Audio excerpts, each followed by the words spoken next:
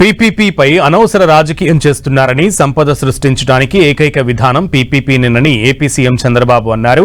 గత ప్రభుత్వం తెచ్చిన 3 రాజధానులు విధానం మహాకుట్ర అన్న సీఎం చంద్రబాబు రాష్ట్ర రాజధాని ఏది అంటే చెప్పుకోలేని పరిస్థితి తెచ్చి అపహాస్యం చేశారని అన్నారు. ఇప్పుడు ఏపీ రాజధాని అమరావతి అని గర్వంగా చెప్పుకుంటున్నామని తెలిపారు. విజయవాడ తుమ్మలపల్లి కళాక్షేత్రంలో పొట్టి శ్రీరాములు ఆత్మార్పణ దినం కార్యక్రమంలో పాల్గొన్న సీఎం పొట్టి శ్రీరాములు విగ్రహానికి పూలమాల వేసి నివాళులర్పించారు. అమరజీవి జీవిత విశేషాలను వివరిస్తూ ఏర్పాటు చేసిన ఫోటో ఎగ్జిబిషన్ ను సీఎం తిలకించారు. పొట్టి శ్రీరాములు కుటుంబ సభ్యులకు జ్ఞాపికలు అందించి శాలువాలతో సత్కరించారు. వ్యవసాయానికి ప్రాధాన్యత ఇస్తూనే ఇంకో పక్కన ఇండస్ట్రీ రావాలి. గడిచిన 1.5 సంవత్సరంలో పెద్ద ఎత్తున ఇండస్ట్రీస్ వస్తున్నాయి. 21 లక్షల కోట్ల రూపాయలు పెట్టుబడులు సాధించిన ఏకైక రాష్ట్రం ఆంధ్రప్రదేశ్ రాష్ట్రం 18 నెలల్లో. ఇది కూడా వస్తే ఇంకా ఇన్వెస్ట్మెంట్ ఎక్కువ వస్తే తర్వాత సర్వీస్ సెక్టర్ కూడా మనం ముందుకు తీసుకుపోవాల్సిన అవసరం ఉంది. మొన్నటి వరకు ఈ రాష్ట్రంలో చూశారు 3 రాజధానులు, అదే మహాకుట్ర. ఒక మాటలో చెప్పాలంటే 3 రాజధానులు మాట్లాడి అసలు రాజధాని ఏదో లేకుండా చేసి మనం ప్రపంచం అంతా కూడా అపహాస్యమయ్యే పరిస్థితికి వచ్చాం. కనీసం మీరు రాజధాని పేరు చెప్పలేకపోతున్నారని. ఎంత నామోషిగా ఉంటుందంటే ఓసారి నీ పేరు ఏంటంటే మన పేరు చెప్పుకోలేని పరిస్థితి మనం వచ్చాం. ఎక్కడి నుంచి వచ్చావంటే ఆంధ్రప్రదేశ్ రాష్ట్రం అంటే మీది ఎక్కడ రాజధాని అంటే చెప్పలేని పరిస్థితిలో ఉన్నాం. ఈరోజు గర్వంగా చెప్పగలుగుతున్నాం మా రాజధాని అమరావతి అని. మెడికల్ కాలేజీలు కూడా కొంతమంది కావాలని రాజకీయం చేసే పరిస్థితికి వస్తున్నారు.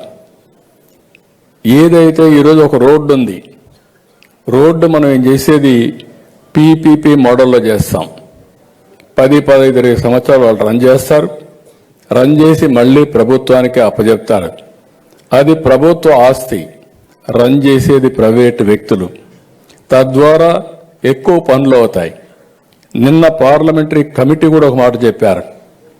ఈరోజు ఉండే పరిస్థితిలో మెరుగైన చదువు కావాలన్నా, మెరుగైన సేవలు కావాలన్నా ఈ హాస్పిటల్ కానీ కాలేజీలు కానీ పీపీపీ విధానమే మెరుగైన విధానం అని పార్లమెంటరీ పార్టీ కూడా చెప్పే పరిస్థితికి వచ్చారు. రికమెండేషన్లు ఇచ్చే పరిస్థితికి వచ్చారు.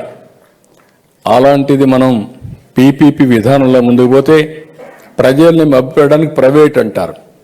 రేపు మీరు గుర్తుపెట్టుకోండి, ఎక్కడ దీని కింద ఇచ్చినా కూడా ప్రభుత్వ పాఠశాల పలాని టౌన్ అని పేరుంటుంది తప్ప ఎక్కడ మెయింటైన్ చేసే వాళ్ళకి చిన్న బొమ్మ వేసుకుంటారు. దాని మీద యజమాన్యం, దాని మీద పెత్తనం పూర్తిగా ప్రభుత్వానికే ఉంటుందని మరొకసారి ప్రజలందరికీ విజ్ఞప్తి చేస్తున్నాం. ఈరోజు అమరావతిని అభివృద్ధి చేస్తాం. 3 ప్రాంతాలు విశాఖపట్నం కేంద్రంగా ఆ ప్రాంతాన్ని, ఆ రీజియన్ అభివృద్ధి చేస్తాం. తిరుపతి కేంద్రంగా రాయలసీమ అభివృద్ధి కూడా చేస్తాం. అల్టిమేట్గా 2047కి ప్రపంచంలోనే తెలుగు జాతి అగ్రజాతిగా తయారు చేసే బాధ్యత ఎన్డీఏ కూటమిది. అదే సమయంలో ఇండియాలో నెంబర్ 1 స్టేట్గా కూడా ఆంధ్రప్రదేశ్ తయారవుతుందని చెప్పి తెలియజేసుకుంటూ, నేను చాలాసార్లు ముఖ్యమంత్రిగా ఉన్నాను కానీ ఈ 1.5 సంవత్సరాలు నేను చేసిన పనులు చూసిన తర్వాత సూపర్ 6 సూపర్ హిట్ చేశాం.